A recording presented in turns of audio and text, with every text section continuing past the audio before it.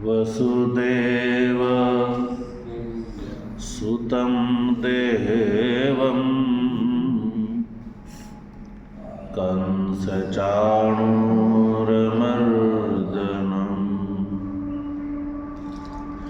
देवकी परमानन्दं कृष्णं वन्दे जगद्गुरु। मुखं करोति वाचालं पंगुं लंघयते गिरिं यत्कृपातमहं वन्दे परमानन्दमाधवम्।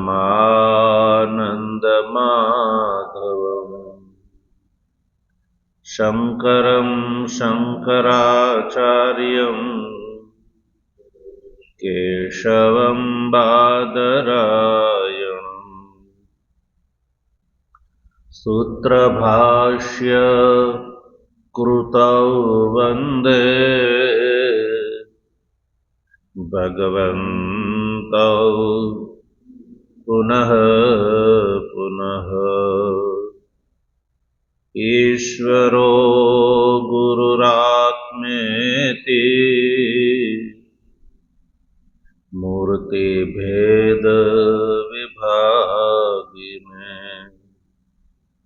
व्योमवद्व्याप्तदेहाय दक्षिणामूर्तये नमः। ओम शांति शांति शांति। तत्व जिज्ञासु सज्जनों, भगवाननी परमानुकंपाथी श्रीमद् भगवद गीतानो शांकर भाष्य सहित विचार કરી રહ્યા છીએ।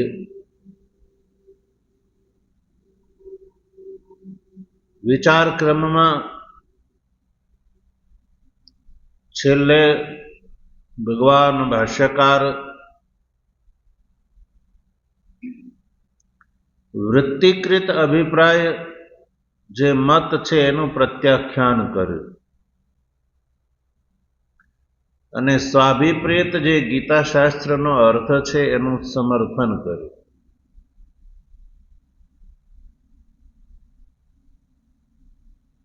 વૃત્તિકૃત અભિપ્રાયનો ઉલ્લેખ કરીને એનું ખંડન એટલા માટે કર્યો કે વૃત્તિકારે ગીતાશાસ્ત્રનો જે અભિપ્રાય છે એ ગલત બતાવ્યો છે, અર્થ ગલત કર્યો છે, એટલે એનું ખંડન કરવું એટલા માટે જરૂરી છે તાકી મનુષ્ય જે છે યા મુમુક્ષુ જે છે એ વૃત્તિકૃત મત અનુસાર જો ચાલે તો એ અર્થનો ભાગીદાર ન થાય। એટલા માટે ભગવાન ભાષ્યકારે વૃત્તિકૃત અભિપ્રાયનું ખંડન કર્યું અને સ્વાભિપ્રેત શાસ્ત્રાર્થનું સમર્થન કર્યું। સ્વાભિપ્રેત શાસ્ત્રાર્થ એ છે કે તત્વજ્ઞાન મેવ કેવલમ કેવલ્ય સાધન। તત્વજ્ઞાન જે છે એ જ એકમાત્ર કેવલ્યનું સાધન છે, એ સ્વાભિપ્રેત અર્થ છે। અને કર્મ સમુચિત જ્ઞાન જે છે એ મોક્ષનું સાધન છે, એ વૃત્તિકારનો મત છે। જે યુક્તિ પ્રયુક્તિથી એ બંધ બેસતો આવતો નથી, એટલે એનું ખંડન થઈ ગયું, તાકી મુમુક્ષુનું ધ્યાન એ બાજુ ન જાય.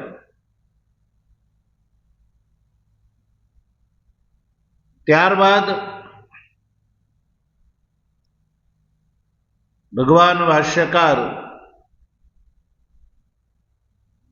11મા શ્લોકનું ભાષ્ય કરતા આગળ વધે છે.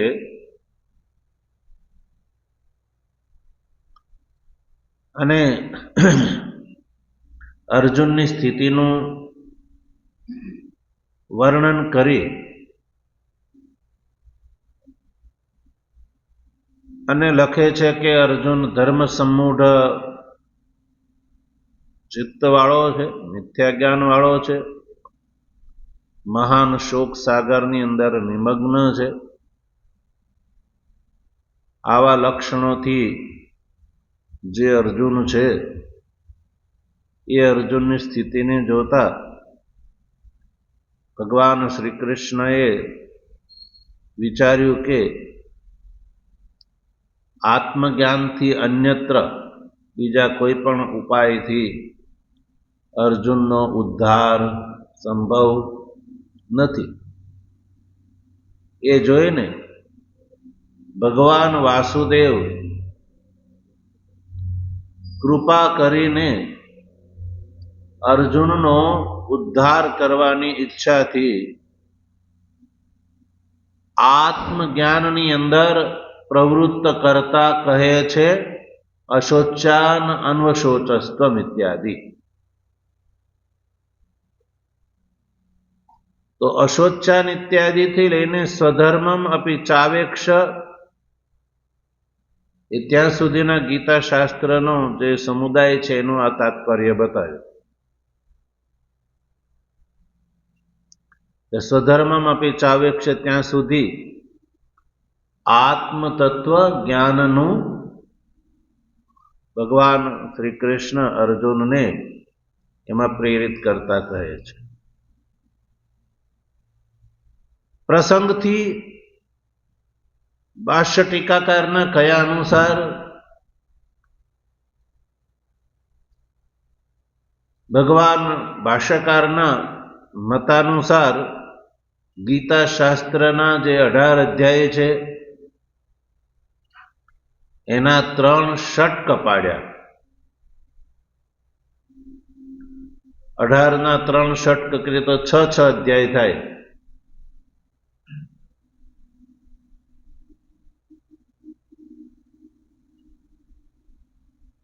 પૂર્વ ષટક જે છે એને પૂર્વકાંડ કહીશું.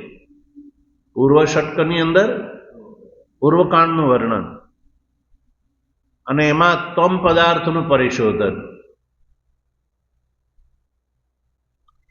મધ્યમ ષટક રૂપ જે ગીતા શાસ્ત્ર છે એની અંદર મધ્યમ કાંડ એટલે કે ઉપાસના કાંડનું વર્ણન, એમાં તત્પદાર્થનું પરિશોધન. અંતિમ જે ષટક છે, જે અંતિમ કાંડ છે વેદનો જ્ઞાન કાંડ, એની અંદર ત્વમ અને તત્પદાર્થની એકતાનું વર્ણન. એટલે સમગ્ર ગીતા શાસ્ત્રની અંદર વાક્યાર્થનો બોધ કરાવેલો છે. તત્વમસી મહાવાક્યાર્થનો બોધ કરેલો છે. અને વચ્ચે વચ્ચે જ્ઞાનના સાધનોનું પણ પ્રસંગથી વર્ણન અધ્યાયોમાં જોવા મળે છે. કારણ કે આત્મતત્વનું જ્ઞાન જે છે એ સાધનને આધીન છે.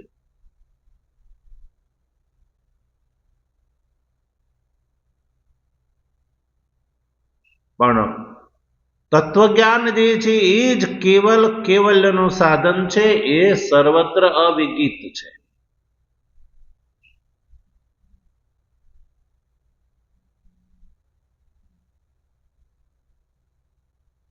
એટલે આ રીતે ગીતા શાસ્ત્રનો જે અર્થ છે એ પરિનિશ્ચિત છે એ ભાષ્યકારે સ્પષ્ટ કરી દીધું. એટલે હવે એ પ્રમાણે ભગવાન ભાષ્યકાર ગીતા શાસ્ત્રનો જે વ્યાખ્યાન કરવા જઈ રહ્યા છે અને અર્જુનને ઉદ્દેશ કરીને આત્મજ્ઞાનાય અવતાર્યન, અવતાર્યનનો અર્થ છે પ્રવર્તયન, અર્જુનને પ્રવૃત્ત કરતા, પદાર્થના પરિશોધનની અંદર અર્જુનને પ્રવૃત્ત કરે છે. અને સૌથી પહેલા ત્વમ પદાર્થનું પરિશોધન કરે છે. શેનું? ત્વમ પદાર્થનું પરિશોધન અશોચ્યાન ઇત્યાદિ વાક્યથી, અશોચ્યાન ઇત્યાદિ વાક્યથી.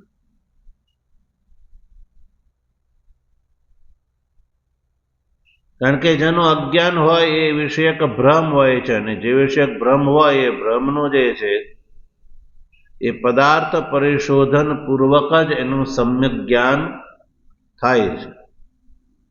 અને સમ્યક જ્ઞાન વાક્યથી એનો ઉદય થાય છે.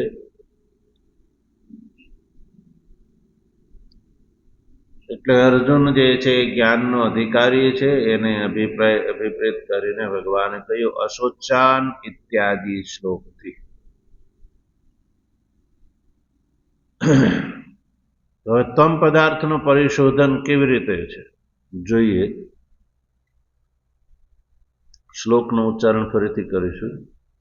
અશોચાનન્વશોચસ્ત્વમ પ્રજ્ઞાવાદાંશ્ચ ભાષસે ગતાસુ ન ગતાસુંશ્ચ નાનુશોચન્તિ પંડિતાઃ.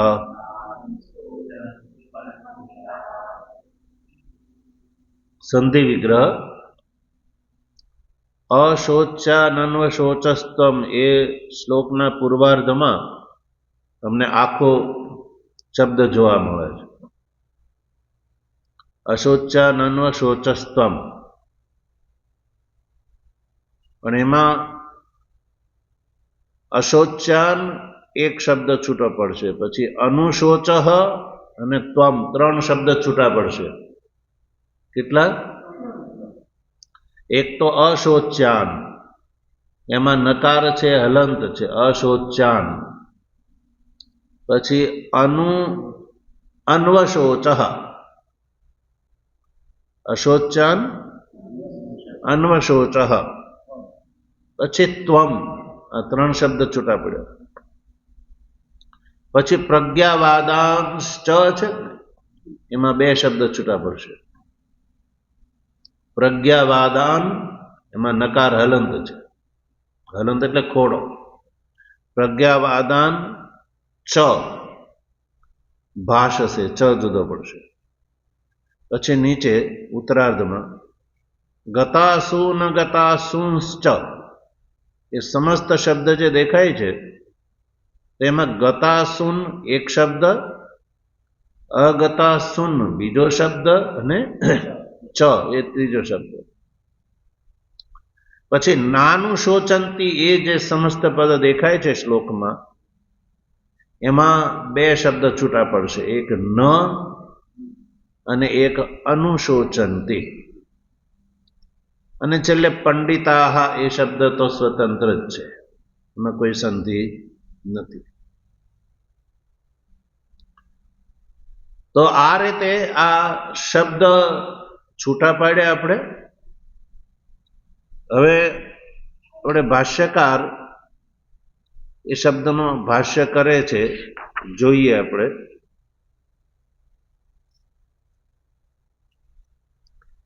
ભાષ્યકાર જે છે એ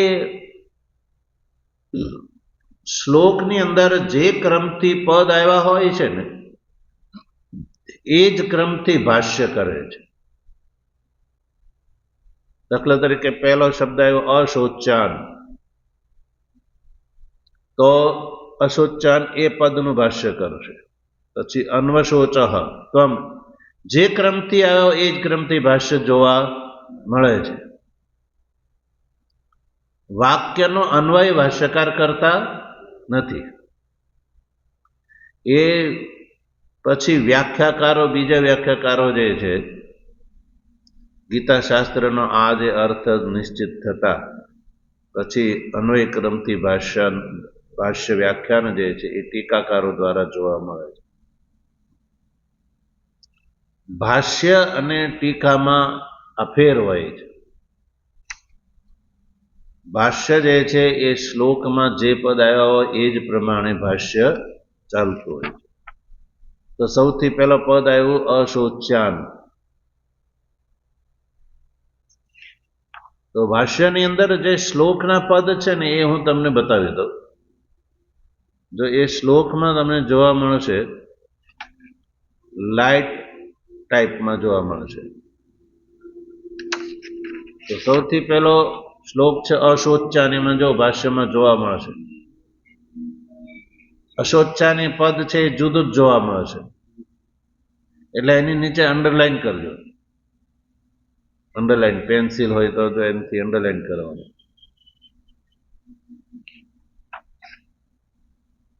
કયું? અશોચ્યાન. ન શોચ્યા અશોચ્યા, હું કહું એની ઉપર લખજો. ન શોચ્યા અશોચ્યા. પછી ભીષ્મ દ્રોણાદય સદવૃત્તત્વાત પરમાર્થ સ્વરૂપેણ ચ નિત્યત્વાત તાન અશોચ્યાન અન્વશોચ. એ જે આવ્યું ને અશોચ્યાન અન્વશોચ, એ તો મળ્યો.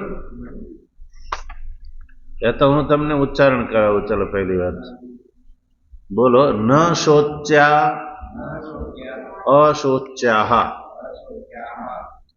ભીષ્મ દ્રોણાદય સદવૃત્તત્વાત પરમાર્થ સ્વરૂપેણ ચ નિત્યત્વાત તાન અશોચ્યાન. એ આ અશોચ્યાન પદ એમાં લાઈટ હશે, જો એ નીચે અંડરલાઈન કરો. અન્વશોચ એ પણ લાઈટ હશે. એ જે લાઈટ જે છે ને એ શ્લોકના પદ ઉતારેલા છે. શ્લોકની અંદર જે આવેલા પદ છે ને શ્લોક એ ઉતારેલા. આ પહેલાની જે પંક્તિ છે ને ભાષ્યકારે અશોચ એ જે પદ છે ને એનું ભાષ્ય કર્યું છે. પછી આગળ આપણે જોઈએ અન્વશોચ. પછી આગળ જુઓ અનુશોચિતવાન અસી. બોલો. એ અન્વશોચ પદનો અર્થ છે. અનુશોચિતવાન અસી. પછી આગળ જુઓ તે મ્રિયંતે મન નિમિત્તમ અહમ તૈર્વિના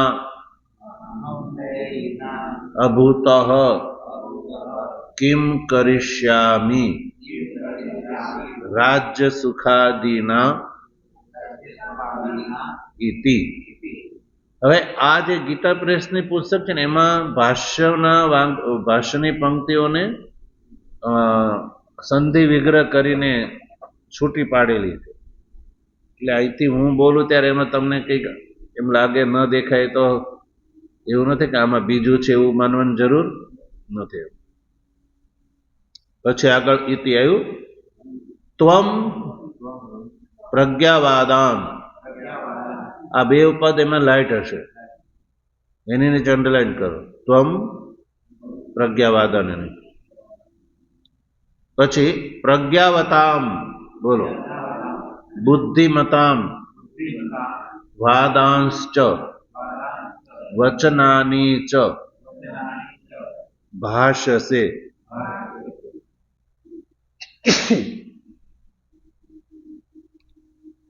ભાષ્યસે એ લાઈટ હશે, એની નીચે અંડરલાઈન કરો. પેન્સિલથી કરવાની, કાલે પેન્સિલ પેન્સિલ બુક ખરાબ થાય. તદે તદ મૌઢ્યમ પાંડિત્યમ ચ વિરુદ્ધમ આત્મની દર્શયસી ઉન્મત્ત ઇવ ઇતિ અભિપ્રાયઃ યસ્માત ગતાસુન એ લાઈટ હશે ગત પ્રાણાન મૃતાન અગતાસુન પણ લાઈટ હશે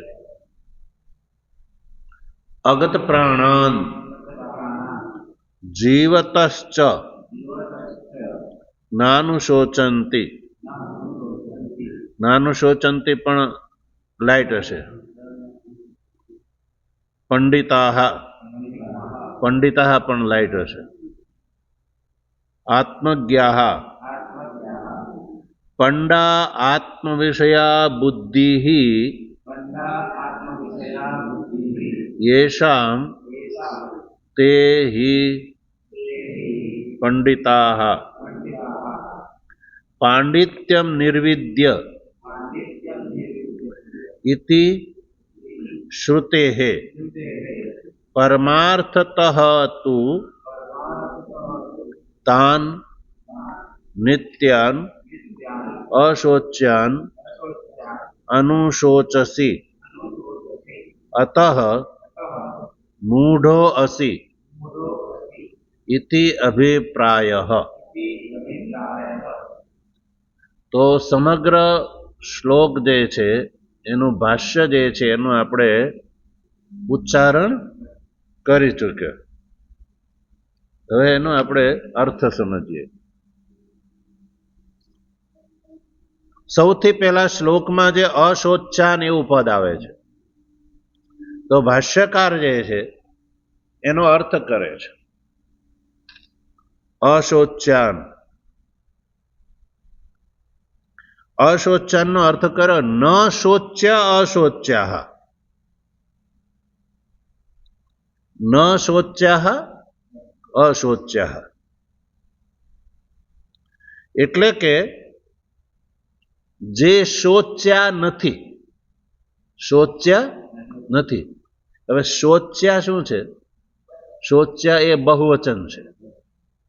શોચ્યાહ, શોચ્યઃ, શોચ્યૌ, શોચ્યઃ, શૌચૌ, શોચ્યાહ. એક વ્યક્તિ હોય તો શોચ્ય. શોચ્ય એટલે શોક કરવા યોગ્ય.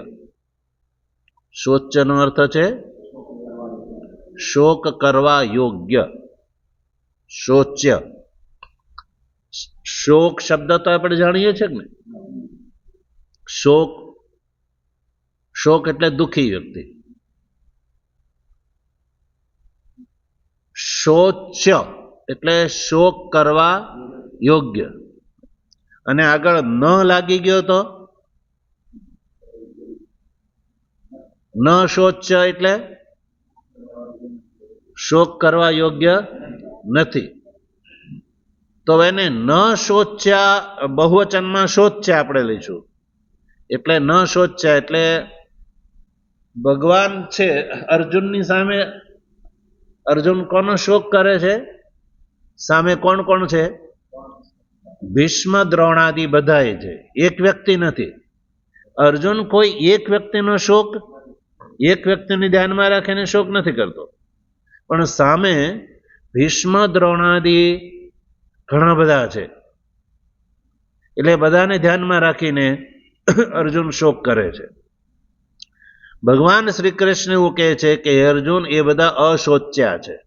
કેવા છે? અશોચ્યા. એટલે ન શોચ્યા અશોચ્યા, જે શોક કરવા યોગ્ય નથી. તો ન શોચ્યા એટલે જે શોચ્યા એટલે શોક કરવા યોગ્ય, ન એટલે નથી. હવે ન શોચ્યાને એક શબ્દમાં બોલવાય તો અશોચ્યા એવું બોલાય. અશોચ્યા એટલે શોક કરવા યોગ્ય નથી. એટલે ભીષ્મ, દ્રોણ વગેરે જે છે એ શોક કરવા યોગ્ય નથી, એવો અર્થ થયો અશોચ્યાહ. કોણ? આગળ જો ભીષ્મ દ્રોણાદય. ભીષ્મ, દ્રોણ વગેરે જે છે એ શોક કરવા યોગ્ય નથી. ભગવાન અર્જુનને એવું કહે છે કે ભીષ્મ દ્રોણાદિને ઉદ્દેશ કરીને, હે અર્જુન, તું શોક કરે છો પણ એ શોકના વિષય નથી, એનો શોક કરવો યોગ્ય નથી. તો અર્જુન એમ કે કેમ ભગવાન શોક કરવા યોગ્ય કેમ નથી? એનું યુદ્ધની અંદર મૃત્યુ થઈ જાય અને તો કોઈનું મૃત્યુ થાય તો શોક થાય કે ન થાય? બોલ. બિલકુલ વ્યવહાર દશામાં શું થાય? શોક થાય કે અરે ભીષ્મ, દ્રોણ વગેરે જે મારા પિતામહ હતા, ગુરુ હતા, એને યુદ્ધમાં મૃત્યુ થઈ ગયું, તો શોક ન થાય? અને શોક કરવો, સ્વજનનું મૃત્યુ થાય ને તો શોક કરવો ને એ યોગ્ય માનવામાં આવે છે શાસ્ત્રોમાં. અને જે શોક નથી કરતો કે જેને શોક નથી થતો ને એ કૃતજ્ઞ કહેવામાં આવે છે. સ્વજનનું મૃત્યુ થાય તો પાછળ રોવું એ વ્યવહારિક છે. તમને ખબર છે?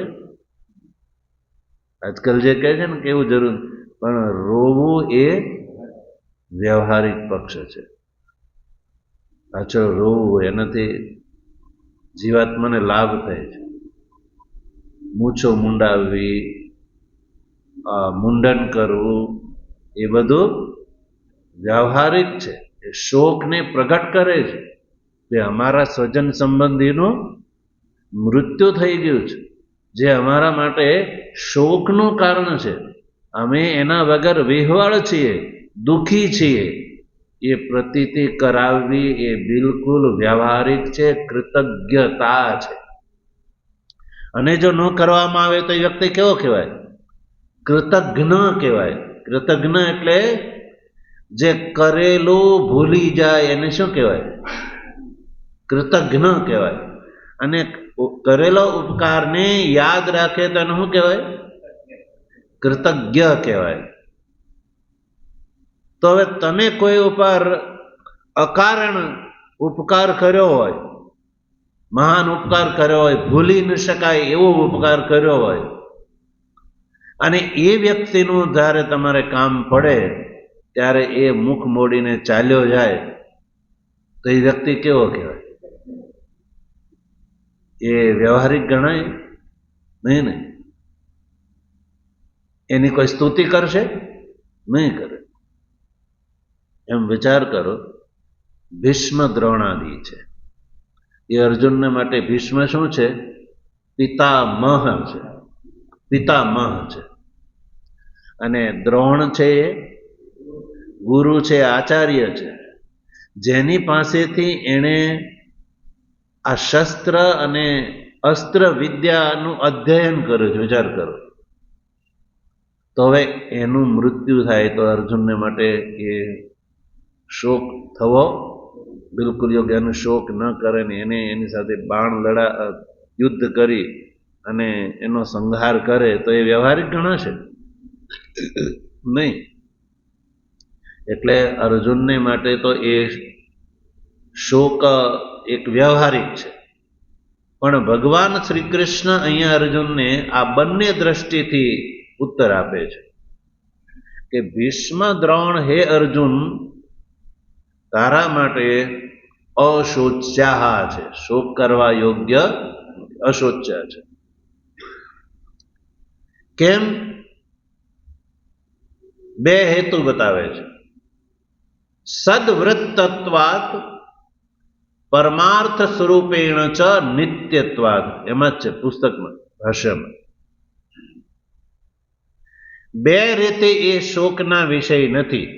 ભીષ્મ દ્રોણાદિ બે દૃષ્ટિથી શોકના વિષય નથી. કેવી રીતે? જો એક તો વ્યવહારની દ્રષ્ટિએ કોઈ વ્યક્તિનું મૃત્યુ થાય તો એનાથી આપને બહુ લાભ થતો હોય, મહાન લાભ થયો હોય, જેમ સ્વજન સંબંધીથી પરસ્પર એકબીજાને લાભ થતો જ હોય છે. આપણો જેની સાથે કોઈ નાવા નીચવવાનો સંબંધ ન હોય એનું મૃત્યુ થાય તો આપણે શોક થાય છે? નથી થતો. ઉંદર મરે ઘરમાં તો શોક થાય, અરે રે ઉંદરનું મૃત્યુ થઈ ગયું, તો શોક થાય. અને પોપટ મરે તો, પાળેલો પોપટ હોય અને એનું મૃત્યુ થઈ જાય તો શું થાય? શોક થાય જ ને. તો એની પ્રત્યે સ્નેહ છે, પરસ્પર સ્નેહનો વ્યવહાર છે. એમ સ્વજન સંબંધી જે છે, પોતાના કુટુંબના છે, ઘરના છે, એની સાથે વ્યવહાર છે. એટલે એનું મૃત્યુ થાય તો સ્વાભાવિક રૂપથી શોક. એક તો એટલા માટે શોક, ભાઈ એનાથી હવે જે આપને લાભ મળતો હતો ને એ લાભ મળતો બંધ થઈ ગયો. એટલે પોતાના સ્વાર્થ માટે, પોતાના લાભને કારણે એમ થાય કે હવે મને એ લાભ મળશે નહીં.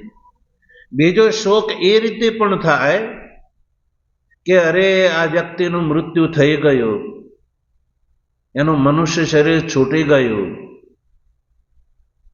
એણે મનુષ્ય શરીર પ્રાપ્ત કરીને આ સંસાર સાગરથી પાર કરવા માટે જે સાધન કરવાનું હોય એ સાધન એણે કર્યું નથી. ભગવાને આ ઉત્તમોત્તમ મનુષ્ય શરીર ભગવાને પ્રદાન કર્યું, પણ એણે એ માટે કોઈ સાધન કર્યું નહીં અને એમ જ મૃત્યુ પામ્યો. એટલે એ પણ શું છે? શોકનું કારણ છે. એટલે હવે એ અધોગતિનો ભાગીદાર થશે. કે જીવદ અવસ્થામાં એને કાંઈ ભજન, સત્સંગ, કીર્તન, સેવા, શુશ્રૂષા, દાન, ધર્મ, પુણ્ય, સ્નાનાદિ કાંઈ કર્યું નહીં અને એમાં જ મૃત્યુ પામ્યો. તો એવા જે જીવો છે એની શાસ્ત્રોમાં નિંદા છે. શું છે? નિંદા છે. એને શાસ્ત્રોમાં કૃપણ કહેવામાં આવે છે. અહીંયા પણ ભગવાન આગળ કહે છે બીજા અધ્યાયમાં, એને કૃપણ કહેવામાં આવે છે. કૃપણા ફલ હેતવઃ. અને ઉપનિષદોમાં એવા માટે કૃપણ માટે એવું, કૃપણ કોણ છે? તો યાજ્ઞવલ્ક્યજી બૃહદારણ્યક ઉપનિષદની અંદર એવું કહે છે, યો વા એતદ અક્ષરમ ગાર્ગ્ય અવિદિત્વા અસ્માત લોકાત પ્રેતિ સ કૃપણઃ. કે જે વ્યક્તિ અક્ષર અવિનાશી પરમાત્માને જાણ્યા વગર અસ્માત લોકાત પ્રેતિ, એટલે મનુષ્ય શરીર છોડીને જે જીવાત્મા જતો રહે છે એના જેવો સંસારમાં બીજો કોઈ કૃપણ નહીં. એટલે કે જેણે ભગવાનને જાણવા માટે કોઈ પ્રયત્ન કર્યો નહીં એ વ્યક્તિ શું છે? કૃપણ છે. હવે એનું મૃત્યુ થાય તો એ શું થાય? આપણને શોક થાય. પ્રીતમદાસજી કહે છે ને, દેહ મનુષ્ય ધરી પ્રભુ નવ જાણ્યા તેણે સર્વસ્વ ખોયું. તો જેને દેહ, મનુષ્યનો દેહ ધર્યો અને પરમાત્માને પોતાના સ્વરૂપને ન જાણ્યું તો એને બધું ખોઈ નાખ્યું. તો જેનું બધું ખોવાઈ જાય તો એ વ્યક્તિ કેવો કહેવાય? શોકનો વિષય કહેવાય ને. જેમ કે કોઈ વ્યક્તિ ધર્મમાં, આ ધંધામાં તૂટી ગયો હોય, ખોટ ગઈ હોય, બહુ મોટી ખોટ ગઈ હોય, તો એ વ્યક્તિ પ્રત્યે આપણને મનમાં કેવું થાય કે અરે આ વ્યક્તિ જે છે એ ધંધામાં તૂટી ગયો, તો એ શોકનો વિષય ગણાય ને. તો આવો વ્યક્તિ શોકનો વિષય ગણાય.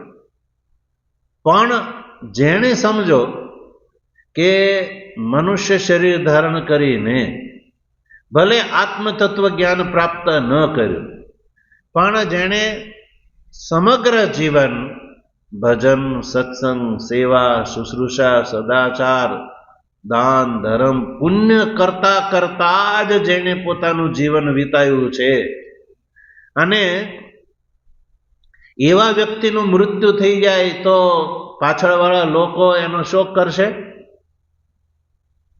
કેમ? હા, એનાથી જે પોતાને થતો લાભ છે એના અભાવમાં શોક થાય, પણ એ વ્યક્તિના વિષયમાં નહીં. કેમ? કારણ કે એની અધોગતિ નથી થવાની, પણ સદગતિ થવાની છે. તો સમજો કે કોઈ જેવી રીતે અત્યારે સરકારી ખેમામાં સમજો કોઈ વ્યક્તિનું પ્રમોશન થાય તો એ શોકનો વિષય ગણાય કે હર્ષનો વિષય ગણાય? હર્ષનો ગણાય ને. તો કોઈનું પ્રમોશન થાય તો કોઈ એમ કે નહીં, અરે એનું પ્રમોશન થઈ ગયું, અરે બહુ ખરાબ થયું, એવું કોઈ કે નહીં. તો મનુષ્ય શરીર કરતા ઉત્તમ દેવ શરીરને પ્રાપ્ત કરે એવા જેને કર્મ કર્યા અને એનું જેનું મૃત્યુ થઈ ગયું તો એ શોકનો વિષય ગણાય. કેમ? કારણ કે એનું પ્રમોશન થયું, આત્મતત્વ જ્ઞાન નથી થયું, પણ સત્કાર્યો કર્યા છે અને જીવન અવસ્થા દરમિયાન સદાચારી જીવન જીવ્યો છે, ધર્માનુષ્ઠાન જ કર્યું છે, સારા કાર્યો જ કર્યા છે, તો એ વ્યક્તિ મનુષ્ય શરીર છૂટ્યા પછી એ દેવ શરીરનો ભાગીદાર થાય. તો એ શોકનો વિષય ગણાય? બિલકુલ નહીં ને. એટલે સમજો કોઈ મહાપુરુષનું મૃત્યુ થાય તો એ શોકનો વિષય નથી હોતો, એ હર્ષનો વિષય હોય છે. કારણ કે એને પોતાનું જીવન જે છે એ સારી પેઠે જીવી લીધું, યોગ્ય કાર્ય કરીને એને જીવન જીવી લીધું. તો ભગવાન શ્રી કૃષ્ણ છે ને આ બંને દ્રષ્ટિથી અર્જુનને એવું કહે છે, એક તો આત્મદ્રષ્ટિથી અને એક સદવૃત્ત દ્રષ્ટિથી. બંને દ્રષ્ટિને ધ્યાનમાં રાખીને ભગવાન શ્રી કૃષ્ણ અર્જુનને કહે છે કે હે અર્જુન, ભીષ્મ દ્રોણાદિ જે છે એ શોકનો વિષય નથી. તું માનતો હો કે એને આત્મતત્વ જ્ઞાન નથી થયું, પણ એ સદાચારી જીવન જીવ્યા છે. એટલે સદવૃત્તત્વાદ, જો પહેલો હેતુ બતાવ્યો, ભીષ્મ દ્રોણાદય સદવૃત્તત્વાદ, એટલે સદવૃત્ત હોવાના કારણે એ અશોચ્યા છે. અશોચ્યા છે શેના કારણે? સદવૃત્તત્વાદ, એટલે સદવૃત્ત હોવાને કારણે. વૃત્ત એટલે એનું જીવન, વૃત્ત એટલે ચરિત્ર. એ સચ્ચરિત્ર એટલે કે એને જીવન અવસ્થા દરમિયાન સારા કાર્યો કર્યા છે, ભજન, સત્સંગ, સેવા, શુશ્રૂષા, બીજા માટે જીવ્યા છે. એટલે આવા વ્યક્તિ જે છે એનું મૃત્યુ થાય તો શોકનો વિષય ગણાય નહીં. સમજાણું? તો એટલે સદવૃત્ત હોવાના કારણે, એટલે કે અવિગિત આચારવાન છે. અવિગિત આચારવાન, જે શાસ્ત્રમાં જે રીતે મનુષ્ય જીવવું જોઈએ એવું જ જીવન એ જીવ્યા છે. શાસ્ત્રમાં મનુષ્યના માટે જેવું જીવન જીવવું જોઈએ એવું જ એ જીવ્યા છે. ધર્માનુષ્ઠાન જ કર્યું છે, સેવા શુશ્રૂષા બીજા માટે જીવ્યા છે. સેવા શુશ્રૂષા, ભજન, સત્સંગ, આ બધું શ્રવણ, કીર્તન, આ બધા સાધનો જે છે જેને કર્યા છે. તો એટલે એ શોકના, એટલે એનું મૃત્યુ થઈ જાય અર્જુન કદાચ, તો એ અશોચ્યા છે, એટલે શોકનો વિષય નથી, સદવૃત્ત હોવાને કારણે. અને બીજો છે, કદાચ માનો બીજો હેતુ બતાવ્યો કે આત્મતત્વ દ્રષ્ટિથી પરમાર્થ સ્વરૂપેણ ચ નિત્યત્વાદ, એટલે પારમાર્થિક દ્રષ્ટિથી જો તો શોક કરતો હો, બીજો હેતુ, બીજો વિકલ્પ. પારમાર્થિક દ્રષ્ટિ તો આત્મદ્રષ્ટિથી શોક કરતો હોય, એનો આત્મા જે છે એ મૃત્યુ પામશે, આત્માથી સમાપ્ત થઈ જશે, એવું જો તો માનતો હો તો એ પણ અયોગ્ય છે. કેમ? પરમાર્થ સ્વરૂપેણ ચ નિત્યત્વાદ, એના પરમાર્થ સ્વરૂપની દ્રષ્ટિથી જો તું વિચાર કરતો હોય, વ્યવહારિક દ્રષ્ટિથી, એના વૃત્તની દ્રષ્ટિથી જો તું વિચાર કરતો હોય તો એ સદવૃત્ત છે, એટલે પણ શોકનો વિષય નથી. અને એના પરમાર્થ સ્વરૂપની દ્રષ્ટિથી જો તું શોક કરતો હોય તો એ પરમાર્થ સ્વરૂપથી એ નિત્ય છે. પરમાર્થ સ્વરૂપ એટલે પારમાર્થિક સ્વરૂપ. પરમાર્થ સ્વરૂપ એટલે જેવું જેવું સ્વરૂપ છે એવું સ્વરૂપ, એને પરમાર્થ સ્વરૂપ કહેવામાં આવે. જીવનું જેવું સ્વરૂપ છે, શાસ્ત્રોમાં જીવનું સ્વરૂપ જેવું બતાવ્યું છે એ સ્વરૂપની દ્રષ્ટિથી જો તું શોક કરતો હોય તો એ પરમાર્થ સ્વરૂપથી નિત્ય છે. પરમાર્થ એટલે આત્મા. આત્માનું જીવનું પારમાર્થિક સ્વરૂપ શું છે? આત્મ સ્વરૂપ છે. જીવ જે છે એ પરમાર્થથી બ્રહ્મ સ્વરૂપ છે. કેવો છે? જીવ બ્રહ્મેવ. એટલે જીવનું પરમાર્થ સ્વરૂપ જે છે એ આત્મ સ્વરૂપ છે. અને આત્મા જે છે એને શાસ્ત્રોમાં નિત્ય કયો છે. એટલે આત્માથી આત્મ સ્વરૂપની દ્રષ્ટિથી તું જો શોક કરતો હોય તો એ નિત્ય છે. એટલે નિત્યનો શોક ઘટે નહીં. શોક ક્યારે થાય? કોઈ સમાપ્ત થઈ જાય તો. જે વસ્તુ નિત્ય છે એનું મૃત્યુ થવાનું જ નથી. શોક મૃત્યુ નિમિત્ત થતો હોય તો આત્મા શું છે? નિત્ય છે. એટલે નિત્ય આત્માની દ્રષ્ટિ એને માનતો કે ભીષ્મ દ્રોણાદિ નો આત્મા સમાપ્ત થઈ જશે એટલે તો એને શોક કરતો હોય તો એ આત્મ તત્વથી નિત્ય છે. અને વ્યવહારિક દ્રષ્ટિથી એમ શોક કરતો હોય તો એ સદવૃત્ત છે. એટલે સદવૃત્ત દ્રષ્ટિથી પણ એ અશોચ્ય છે અને પરમાર્થ સ્વરૂપથી પણ એ અશોચ્ય છે. એટલે આ બે વિકલ્પ છે. બે વિકલ્પમાંથી એકય રીતે હે અર્જુન, તું ભીષ્મ દ્રોણાદિનો જે રીતે શોક કરે છો એ રીતે શોક કરવા યોગ્ય ભીષ્મ દ્રોણાદિ નથી.